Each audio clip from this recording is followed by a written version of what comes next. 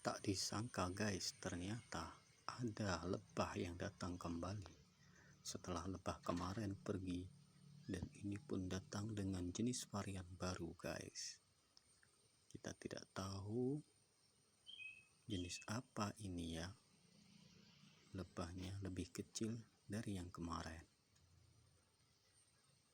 Oke guys, bagi yang paham boleh komentar dan jangan lupa like.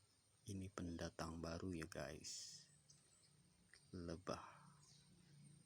Kita tunggu sampai besok apakah lama tinggal di sini guys.